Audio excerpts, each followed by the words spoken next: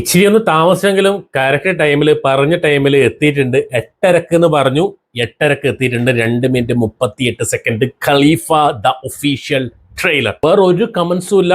Just get started Khalifa. Let's go man.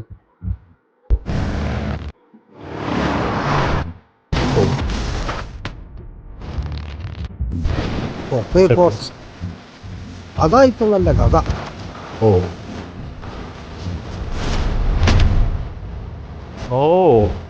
ഇയാൾക്കൊരു legacy ഉണ്ട്. Legacy അത്ര വേഗം മറക്കാൻ കഴിയാത്തൊരു കൊഫേപോസോ പോലുള്ള നിയമങ്ങൾ നമ്മുടെ രാജ്യത്ത് നിലവിൽ വരാൻ കാരണക്കാരനായ നോട്ടോറിയസ് സ്മഗ്ലർ.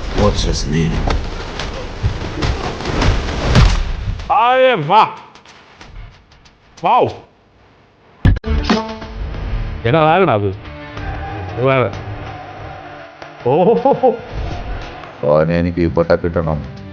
എന്റെ മോനെ പൊട്ടിച്ച പൊന്നുമായിട്ട് വരുന്ന നായ്ക്കളെ എന്റർടൈൻ ചെയ്തിരുന്ന നമുക്കിടയിൽ ഉണ്ടായിരുന്നു.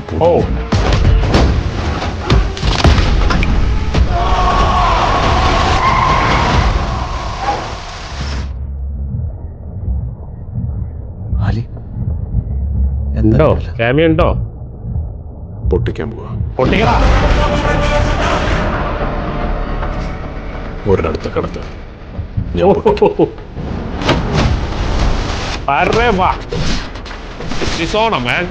എന്റെ ചോരയ്ക്ക് ഒരു ഒന്നാന്തരം സ്മഗ്ലറിന്റെ സകല ഗുണങ്ങളും ഉണ്ടെന്ന് എനിക്ക് തന്നെ അറിയാം.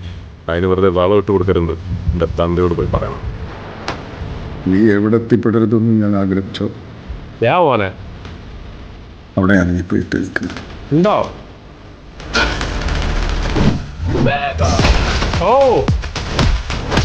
Enjoy, man.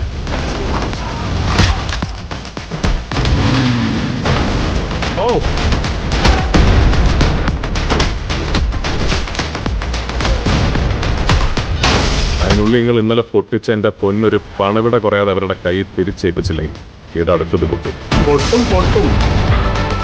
ഭീമ ഭീഷണിയൊന്നുമല്ല സാറേ.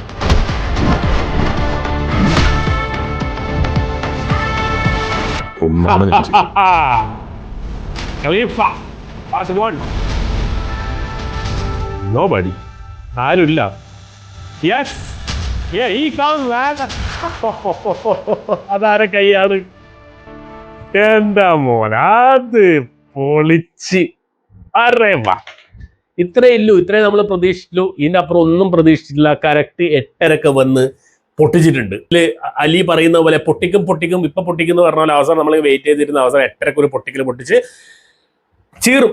എനിക്ക് യെസ് മാൻ, ഇത് തന്നെയാണ് ആൾക്കാർ പ്രതീക്ഷിച്ചിരിക്കുന്ന ഐറ്റം. ഇത് തന്നെയാണ്, കൊല്ലി ഐറ്റാണ് സാധാരണ. ട്രെയിലറിനെ സംബന്ധിച്ചിടത്തോളം action sequence, the colour grading, ആ ഒരു richness and the makeup, Prithviraj Sukumaran and Shammi Thilakan, ഏജാദി, ഇന്ദ്രൻസ്, ഏജാദി ആൻഡ് അങ്ങനെ അവസാനം വന്നു. ഞാനിങ്ങനെ പ്രതീക്ഷിച്ചു എവിടെയെങ്കിലും ഒരു എവിടെയെങ്കിലും എന്തെങ്കിലും ഒന്ന് കാണിക്കാതെ പോവില്ല. പാർട്ട് 1 നമുക്കറിയാം. അതിൽ ലാലേട്ടൻ എന്ന ബാമ്പറക്കൽ അഹമ്മദ് ഹാജി എന്നുള്ള ഒരു ക്യാരക്ടറിന്റെ ഏറ്റവും ലാസ്റ്റ് ആയിരിക്കും മേ ബി അതൊരു ഇൻട്രോ മാത്രമായിരിക്കും കാണിക്കുന്നത്. ആ ഇൻട്രോയിലെ കൈകളാണ് ലാസ്റ്റ് കാണിച്ചത്. യജ്ജാദ് സാധനം ലൈക്ക് എംപുരാനിലൊക്കെ വരുന്ന ആ ഒരു സെറ്റാണ്. സൂട്ടാണ് സാധനം. സൂട്ടും കാര്യങ്ങളും ഇട്ടിട്ട് ആൻഡ് ഒരു സിംഹത്തിന്റെ മോതിരക്ക് ഇട്ടിട്ട് ഒരു കൈ അവസാനം വന്ന് കാണിച്ചു. അത് മതി. ഫാൻസിനെ സംബന്ധിച്ചോളം അത് മതി.